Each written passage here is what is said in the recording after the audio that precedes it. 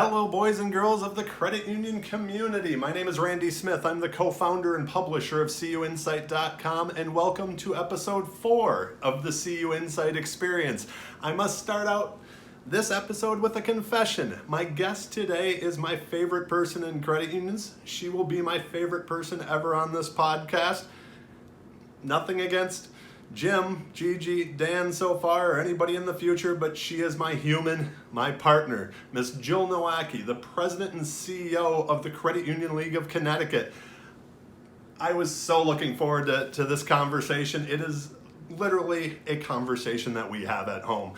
Instead of doing it at home and at our dining room table or at the island in our kitchen, we decided to do it in Key West after Jill had finished speaking to a group of CEOs on diversity and leadership and in the board level. So lots of topics were top of mind. On this show, we discuss whole human integration at work. We discuss diversity and leadership. We discuss credit unions empowering their communities and their members. And then we get into the leadership and the life hacks section. And as always, we wrap it up with the rapid fire questions.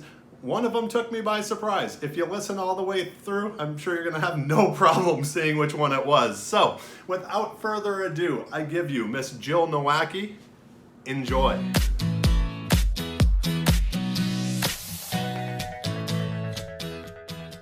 I spent almost half my life in credit unions now. And that's crazy. To answer the question about how credit unions have changed since I started has me kind of stop and wonder how much have credit unions changed versus how much has my perception changed. And personally, I've also changed a lot since I was 22.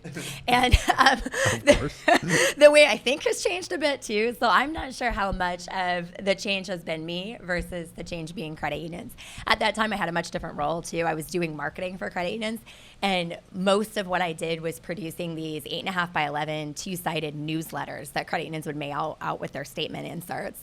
And we would check to see if members read them by hiding account numbers in there so that they can then call the credit union if they found their account number for an extra $5 deposit. I remember being so afraid that right about that time, email marketing was starting to hit the stage. And I remember being terrified that if email marketing took off, I would be irrelevant and could never be employed again because my entire career experience was credit union related at age 22. So I'm glad email marketing didn't make people irrelevant. So I think that I've seen a lot change in credit unions, and my outlook as far as what we can do and keep up with has changed a lot too.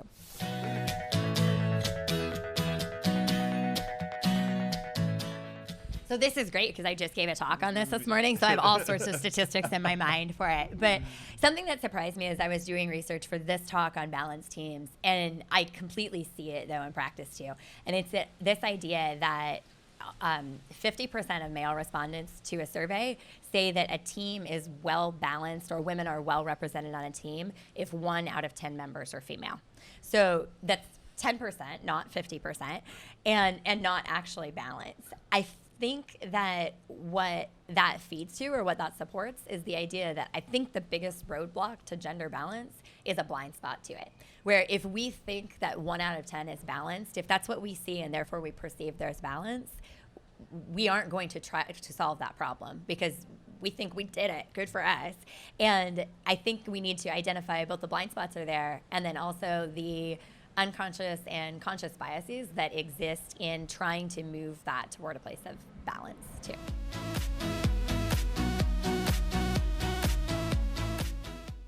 So when I started out in my career, that job I was doing, producing all those newsletters in Montana's credit unions, I had a lot of ideas about, maybe I was trying to save my relevance to go forward. I had a lot of new ideas for how we could do different marketing. And my supervisor at the time said to me, what I've realized is that every time you have a new idea, it means more work for me. And you'll outgrow this enthusiasm one day, I promise. And so it was a bit frustrating to me, and I was talking with the CEO then, who's still the CEO now, Tracy. And Tracy and I were in a conversation, and I told her about some of the ideas I had, and she said, well, why don't you just go for them? And I said, well, I think the supervisor kind of wants me to be a little more cautious and be a little more hesitant. And Tracy's advice was, do it anyway and let the chips fall. And so now I find that even today when I end up in a situation where I sort of second guess a new initiative I want to start or how I want to move forward and think, oh, well, maybe it's too hard, maybe there's not enough time, I end up self-talking myself with that, let the chips fall, we'll see what happens. Let's just see what I go back happens. to that a lot. And I still have all that enthusiasm, too. I was just going to say, I haven't outgrown it yet. the enthusiasm has not waned at all. Trust me.